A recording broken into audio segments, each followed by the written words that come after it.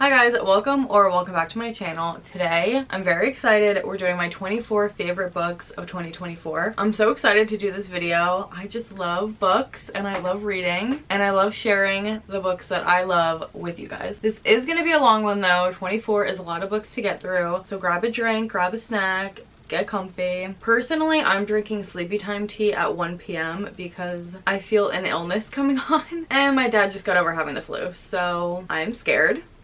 I have a little bit of everything in here. It's mostly romance, but I have some romantasy, some thrillers, a sci-fi, a little bit of everything. And also these are in no particular order. I'm way too indecisive to actually rank them. But with that being said, the first book is one of my favorites of this year and it's You Should Be So Lucky. This is a historical fiction romance set in New York in the 50s between a baseball player and a reporter, and the reporter gets assigned to do a story on the baseball player. This book is one of those books that I will be thinking about for the rest of my life. It was so good. Something about it just struck me and just impacted me so much.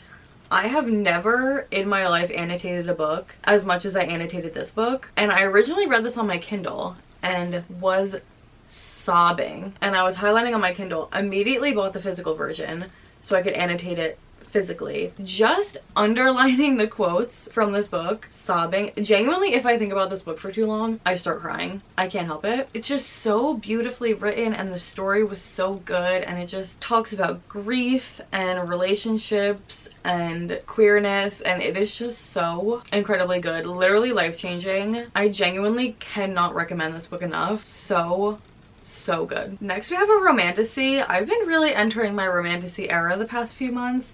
I never was a big fantasy girl before, but I have just been obsessed lately, and this one was so good. Another 5-star read. One of my favorites of this year, obviously. They all are, but we'll say top 10. This is Witch and Witch Hunter, and in this world, they like got rid of all the witches, banished them, killed them. So she's a witch, but she's living in hiding, and then the love interest is the guy who's in charge of like the guard that gets rid of witches, and he's looking for the specific witch vigilante called the Crimson Moth, and so he thinks that it's her and he's trying to prove it, but she knows that he's onto him, so they both are courting each other. It's just so good. The tension and the stakes and the angst, the suspense of is he gonna find out it's her, like what's gonna happen. I also thought the magic system in this book was really interesting and really different than anything I've read in the past, and also just the ambiance of this book, the setting, the costumes, the vibe, just everything about it was so me. Like it was just right up my alley. It's all stuff I love. She lives in this beautiful house on the water and there's like gowns and balls, and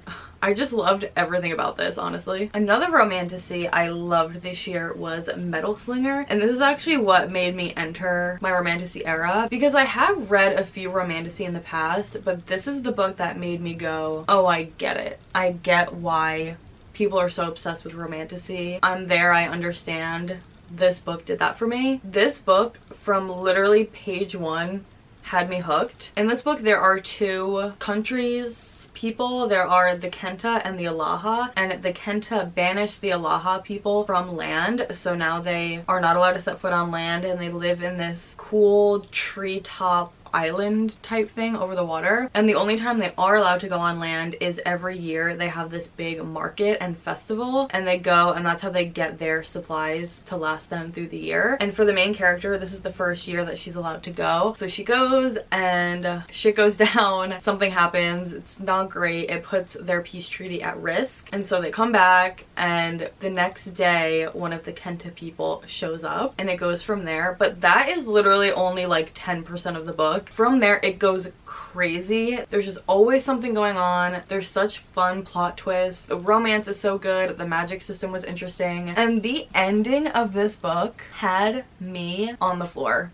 Literally one of those books where you finish it and then you go like this and you just stare at the wall because you're like, what the did I just read? So insane. Have not stopped thinking about it since, and it's one of those books that I cannot wait to reread. Another one of my favorite romances this year was Sunshine. This is one of those books where I really don't want to tell you anything about the plot because the synopsis is very vague, and I think it's on purpose, and also I didn't know anything about it before I read it, and I just think it was so much fun that way. So I'm really not going to tell you what it's about, but I'll give you some of the tropes and the vibes. It's past present timeline, small town, cowboy romance, also kind of Friday Night Lights, a really cute rom-com that genuinely, I know people say this and they're joking, blushing, giggling, kicking their feet. I'm so serious. I genuinely was having physical reactions to the romance in this book. Not only that, it's also angsty and emotional and will make you cry. This book was so good, and it kills me because it's so underrated. I think I just randomly stumbled upon it on TikTok. I think it was one of the author's videos, and this book is just insanely underrated. I feel like this has the potential to be like a big TikTok book, a book the romance girlies will love, and it just needs way more hype than it gets. It was so good. If you like any of those vibes, just download it. I think it's Kindle Unlimited. Download it, read it, going blind. You will not be sorry. Another romance I loved this year was Out on a Limb. This is an accidental pregnancy book, which, stay with me. Before I read this, I thought I hated that trope. I wanted nothing to do with it. And then I read this, and it made me realize I actually think I like that trope, because I've also read a few accidental pregnancies since then and really enjoyed them. Basically, the couple in this book meets at a Halloween party and they have a one-night stand, and she gets pregnant, and so the entire romance basically takes place in the 9 months leading up to her having the baby. They are so cute. They're both disabled, so it was just so beautiful to see them have each other to lean on in that way, and just them navigating this situation together and getting to know each other. And she ends up moving in with him, so there's forced proximity, and he just is an acts of service king. If you love an acts of service man, you will love him, and it's just so sweet, and I love them so much. And I really think even if you're like me and you think you hate the accidental pregnancy trope, or you do hate it, I think this is worth a try, because I loved them so much. This is sort of cheating, but not really, and it's Heartstopper. I reread the first 2, maybe 3, and then I read this one for the first time. If you have not read Heartstopper, literally what are you doing? I know it's very popular, so I'm probably preaching to the choir, but it is just so incredibly good. The graphic novels are amazing. The TV show is also amazing. I am just obsessed with these characters. I want to give them all a forehead kiss and a hug and just like tell them it's gonna be okay. I am so emotionally attached to them. This is a YA coming of age story. Charlie is openly gay at school because he got outed the year previously and experienced a lot of bullying, and then he meets Nick, who is like the straight rugby lad, and they fall in love, and it's just about them navigating that and Nick discovering his sexuality, and Charlie has a lot of mental health struggles that he deals with, and it is just so like, it's just so good. I'm so jealous that teenagers now have stories like this to read, because I feel like if I had read this in high school, it would have been life-changing. Like, I'm already obsessed with it. I can't even imagine how much more obsessed I would be if I read this when I was like 17. It is just incredible. I love them so much. Like, they're my children. This next one is for my fellow audiobook lovers because it's audio only. It's an audio only Amazon original by Cara Bastone, and it's called Seatmate. The couple in this are sitting next to each other on a bus trip from Boston to New York, and they just get chatting while they sit next to each other, and then they just end up spending the entire day together. From second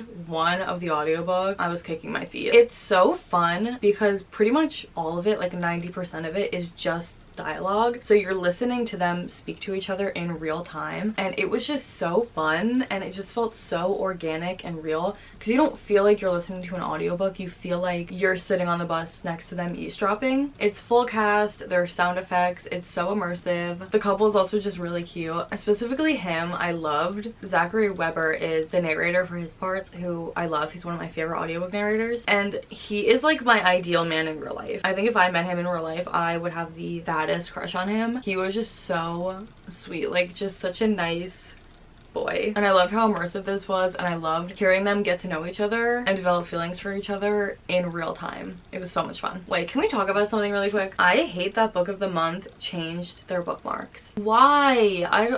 The old ones were so funny and cute, and I like that it's, I guess, submitted by members, which is cute, but I just like the original format better. I don't like these ones as much, but anyway, that doesn't matter. The next book is The God of the Woods. This is a mystery thriller, and it centers around this one family, and they are an old money type, and they own this big compound in the Adirondack Mountains, and it has this big house on the property and a farm and a summer camp. So in the 60s, the son of this wealthy family that owns the compound goes missing from the summer camp, never to be found, and now it's 14 years later and their daughter also goes missing from the camp. This book has a lot of different timelines and point of views. You're in the original point of view when the son went missing, you're in the present day, you're in all these different people's points of view, camp counselors, the daughter, the couple, the groundskeeper. So it's definitely a slow burn and there's a lot going on, but just the way that it builds with each other and you see how everything's connected and how it all works out in the end, I just thought was so satisfying. And it's also just very atmospheric. I loved the camp setting in the mountains in the Adirondacks. It was just a very engrossing atmospheric mystery that I enjoyed a lot, and I thought the writing was really well done. Another thriller I loved this year was None of This Is True. This is one I would highly recommend on audio. It centers around two women, and the one woman is this successful podcast host and the other woman is wife, lower class, troubled family, but they meet at a restaurant and they realize that they have the exact same birthday, same year, same hospital, everything. So they meet in the bathroom at this restaurant, and actually I should look up their names for this one so it's not as confusing because I cannot remember. So Alex is the podcaster that has like this perfect life, air quotes, and Josie is the strange and complicated one. And Alex's podcast is sort of like women's empowerment, I think. She interviews different successful women, and Josie is basically like, you know, I've actually been thinking about changing my life, and I think it'd be really interesting if you did a podcast on me and we can do the podcast in real time as I'm changing my life. And Alex thinks that's a really good idea, so they decide to do it. That's partly why I think audiobook is the way to go for this one, because in between the chapters you get snippets from the podcast, and also there's like clips from like a Netflix documentary basically that they made after the fact, so you're getting all these multimedia clips and it's really, really good. The audiobook is fantastic. But basically as the podcast goes on, Josie starts to reveal her true colors and it gets freaky. I thought this was really good. I loved the way they incorporated all the multimedia elements. It was creepy, it was interesting. I liked both points of view. I wanted to know what was happening, and it was just a really well done thriller in my opinion. Another romance I loved was Here We Go Again. This is a sapphic romance centered around a road trip. The two love interests were best friends growing up, and then they had a falling out, and now it's 10 or 15 years later and they're both living and teaching in their hometown and at their high school, and they don't get along, but they both really love their old English teacher. They both have relationships with him separately, and the English teacher is very sick, and it's his dying wish that he wants to travel from, I think they're in Washington or Oregon, to a summer house that he has in Maine because he wants to live out his last days at the summer house, and he wants both of the girls to take the road trip with him. This was so good. I think the road trip trope is really fun because I love books where they travel and I love forced proximity, so it's two things I love put into one. And I really liked the couple. I liked both characters and seeing them come back from the falling out they had, and I think they both had really good character development. And I love when a romance has a more serious side plot going on, so even though the teacher being really sick was really sad, I like that in a romance because I like when it's fun and funny and romantic, but I like when there's also something more serious going on, so I really liked that. Also the end of this book, if my life does not end up like that, I don't want to spoil it even though it's really not a big spoiler, but just the way that it ends and their life together, I need that to be my life in the future. Like if that is not my life, I don't want it. I was obsessed with the ending and how their story played out. Another romance I loved was Wait For It by Mariana Zapata. Mariana Zapata is the queen of slow burns, and I love her for that because I love a slow burn romance. This is also a single parent trope, which I love. The main character in this has custody of her two nephews, and she moves into this new neighborhood, and the love interest is her neighbor, and they definitely get off to the wrong foot at first. He really doesn't like her. Honestly, the reason for him not liking her was kind of stupid in my opinion. I didn't love that, but eventually she proves to him that she's a good person and they become friends, and I just love Mariana Zapata. I love slow burn and I love single parent trope, and she just slays. That combo of like forced proximity, neighbor, single parent, sort of enemies to lovers, like reluctant friends to lovers, is just so good because this and All Roads Lead Here, I just love so much. He's also the nephew's little league coach, and it's just really cute. I love single parent trope. It's gonna do it for me every single time. This was no exception. One of my new favorite authors I discovered this year, and that's Annabelle Monaghan, and I specifically loved her book Summer Romance. Again, it's just a mix of tropes that I'm obsessed with. It's summery, it's set at a beach town, single parent trope. I just love books like this, and I thought this book was really cute. The main character loses her mother, and then exactly a year later her husband says he wants a divorce, and now it's a year after that, I think. And she basically just realized that she completely lost herself. She was a stay-at-home mom. She just really doesn't know who she is anymore, and she's a professional organizer, but she like can't get her own life together. And then she meets this man, and they hit it off, and they have a really good connection, but he is only in town for the summer, of course. Classic. It's always the same, but I'm gonna eat it up every time. And so she basically is like, fuck it, I'll just have my summer fling, it'll be fine. Of course, not what happens. They fall in love. The couple in this one was just so sweet. He treats her so cute, and he is just such a sweet man, and I loved seeing her rediscover herself, and he's so sweet to her kids. I just really enjoyed this one. I just really love her writing style. I think all of her books are just so solid. She kind of reminds me of Emily Henry in the sense that all of the books are slightly similar but different. You can tell it's an Annabelle Monaghan book, you know, and I've really loved her this year, specifically this one. This one was my favorite. Speaking of Emily Henry, we have funny story. This copy is actually signed. I'm obsessed, but Emily Henry's new release, of course. I can't imagine a year where an Emily Henry new release is not one of my favorite books of the year. This one is roommate trope. The main character, Daphne, her fiance realizes that he's in love with his childhood best friend the night of his bachelor party and breaks off their engagement and kicks her out of their house. So she has nowhere to go. So she goes to the childhood best friend's ex, and now they're roommates. So basically their exes got together and now they live together, and they're like complete opposites. She is a child librarian and he is Nick Miller coded. Nick Miller if he smoked weed. He's a bartender, he like wears Crocs, smokes, and it's set in a small town in Michigan, but she's not from there. So basically she is waiting until she has this event at work, and then she's gonna start looking for other jobs because now there's nothing tying her to this town, and she's gonna move. And he sort of makes it her mission to convince her to stay, and so they go on these little dates.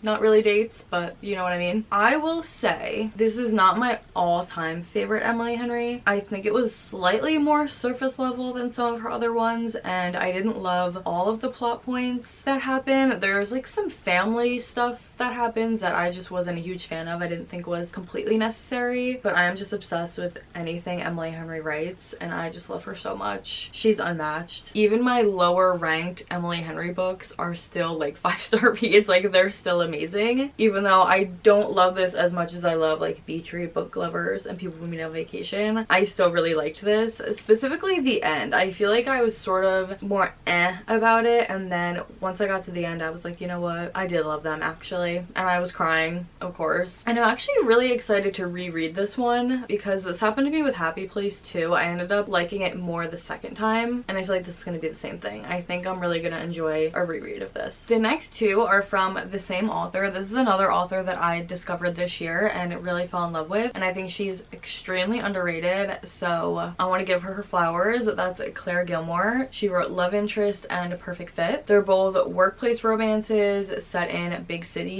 So Love Interest is set in New York, and the couple in this one, they basically work for a Vogue type publication. It reminds me of BuzzFeed. It's a magazine, but they also have an online presence. She works in the finance department, and she's up for a promotion, and the love interest ends up getting the promotion over him, and his dad is on the board of directors, so she thinks that he is just this worthless nepo baby, and so she doesn't like him. But they end up doing this YouTube series together where they go and they try different foods. I forget exactly the premise. They're like trying different restaurants and stuff. And then A Perfect Fit is also workplace romance. This one is set in Austin, and she owns a fashion company. She's a designer, and she hires a consultant, and the consultant that shows up is her high school best friend's twin brother, and they had this big falling out and they haven't spoken to each other in like 10 years, and he ends up consulting for her business, and that's how they get back in touch. Something that I really like about her is that she gets into the business stuff more than I think like other people. It's an actual workplace romance. I think a lot of workplace romances, the actual fact that they're working is like not really part of the plot. It's just sort of the plot device that has them meet. But this one, she's actually explaining the different businesses and the different companies and how they're doing things and how they're working together, and it's very work centric, which I really like because I think both plots were really interesting. I am a recovering BuzzFeed addict. As someone on the cusp of Gen Z and millennial, I definitely fell more millennial when it came to BuzzFeed. I was obsessed with them in high school, so I really enjoyed in love interest reading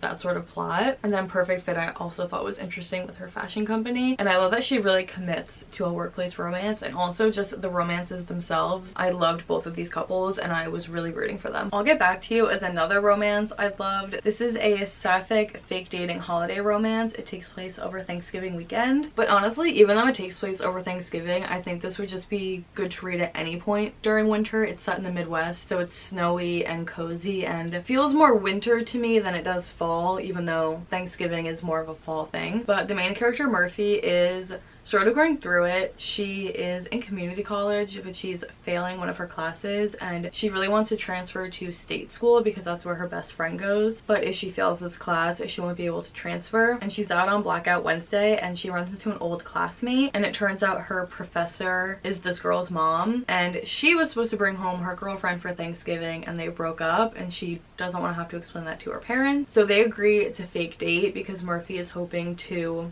woo the professor into giving her a better grade, and then the love interest won't have to go home for Thanksgiving by herself. I loved this. I saw myself in Murphy so much, sort of personality wise, but not even personality wise, just where she is in her life is so similar to mine. It was actually scary. Like, I felt like I was reading an autobiography. Like, it was so weird in a good way, and I don't think I've ever related to a character in that way as much. I will say I do feel like the romance in this one is a little bit more of a side plot, but I didn't even care because I just loved reading about Murphy so much. This is a perfect book for if you're like lost in your 20s or you feel behind in life. This is a perfect book character for you because she really embodies that. I honestly can't believe this is on my favorite books list for this year because I did not think I was gonna like this at all, and that's Lights Out. This is a dark romance where where he made I'm sorry, I couldn't get through this when I said it in my wrap up either. He makes mask thirst traps on TikTok, and she basically, it's not funny, and she's obsessed with him and comments on all of his videos, and he finds out who she is in real life and goes through all her comments, and the comments are like, I wish you would break into my house, I wish when I came home from work you were there waiting for me. And he's like, bet, say less, I'm on my way. so he breaks into her house and plants cameras and he starts stalking her. I know how it sounds, okay? Like I said, I didn't think I was gonna like this. I've never read a dark romance before. This is so like not my cup of tea normally. Guys, I loved it. I don't know what else to say. I loved it. Another one, highly recommend the audiobook. I think it's actually Zachary Weber again for the audiobook. Love that man. The audiobook was so good. I think I still would have liked this if I read it, but the audiobook is just so funny. The way he delivers the insanity of this plot is just so good, and they're genuinely a really cute couple. Like, all the craziness aside, I was rooting for them. Every pot has a lid, and I'm so happy they found each other. The only thing that kind of lost me, I did think the very end of this was just a little too much. It went a little too far-fetched for my taste, and it lost me a little bit. I actually was on the verge of giving this like 5 stars, and then the last third didn't love as much, so I gave it 4 stars. Still really enjoyed it. It just got a little too crazy at the end there for me personally. Lost and Lassoed was another romance I loved this year. Again, I know what tropes I like at this point, and this had all of them. Cowboy, single dad, forced proximity. There really isn't much more that I could ask for in a romance. This is the 3rd book in the Rebel Blue Ranch series. It's a series of interconnected standalones that follow a set of siblings, and they all live on the family ranch. They're all cowboy romances, and this couple I feel like was very long awaited. They get introduced in the 1st book, and you can pretty much immediately tell that they are eventually going to be love interests, and so I think a lot of people, myself included, have been really looking forward to their book. Gus is the MMC, and he is running the ranch since their father is older now, and he's also a single dad, and his baby mama is, I believe,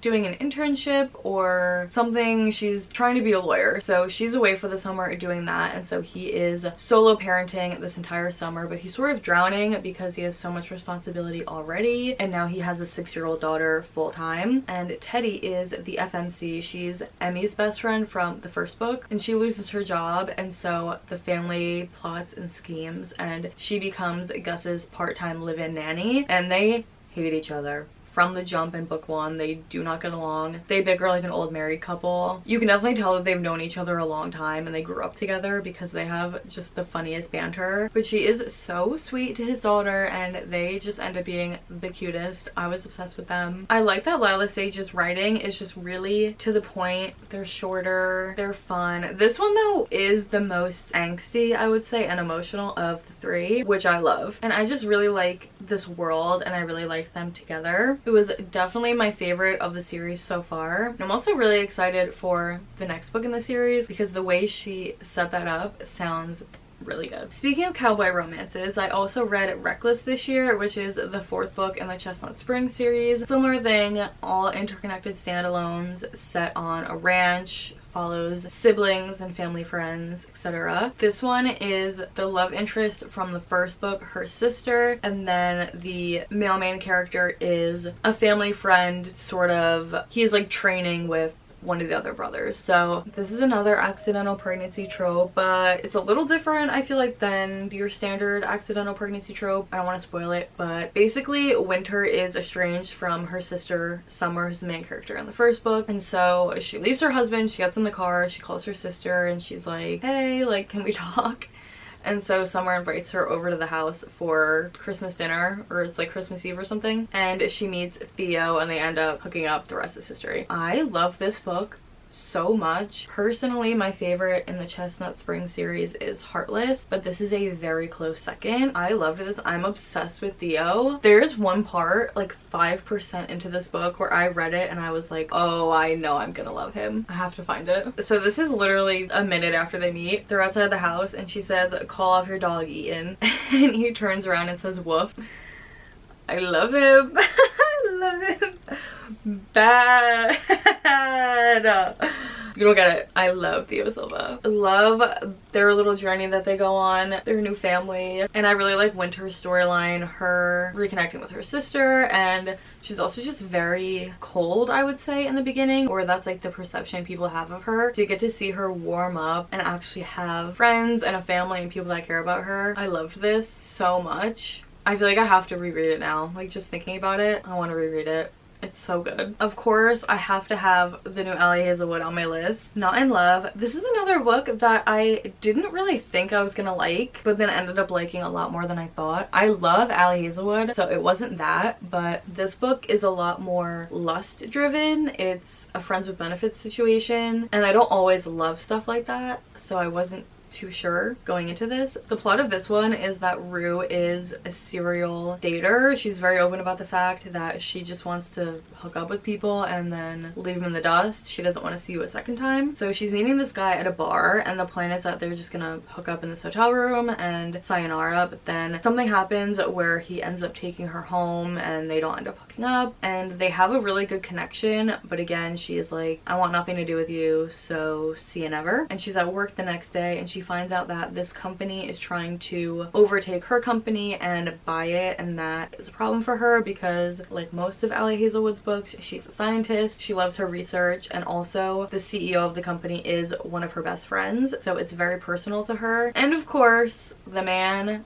from the bar last night is part of the company that wants to buy her company. So again, she wants something to do with him. He's obsessed with her right away, rightfully so, and they end up becoming friends with benefits because they have this connection that they can't deny, but she is like, I think you're despicable because you're trying to get rid of my best friend's life work. You know what though, I should not have doubted my girl Allie Hazelwood for a second, because everything I thought about this didn't bother me at all. This is a lot smuttier than her other books, and also that I normally care for, but other than that, I really loved it. The Friends with Benefits storyline didn't bother me. Even though this is lust fueled and sort of smut driven, they still have really good chemistry and a good connection, and I really bought their relationship, which I feel like is so hard to do because I think so often when I do read smutty or romances, I feel like they have no connection and it's just physical, and I didn't feel like that at all with this one, and I ended up really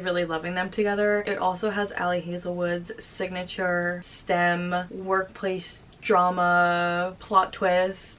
All of her books are very similar. I don't care. I love all of them. And I feel like she just keeps getting better and better. Love Theoretically was one of my favorites of last year.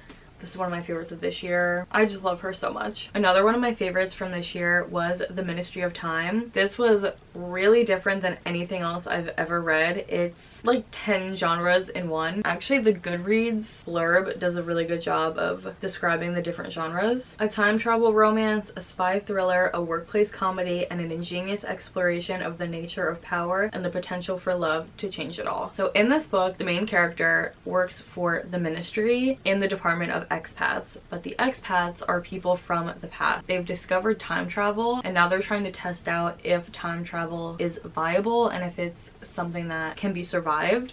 So each ministry employee gets matched up with an expat, and they have to live together and try and assimilate.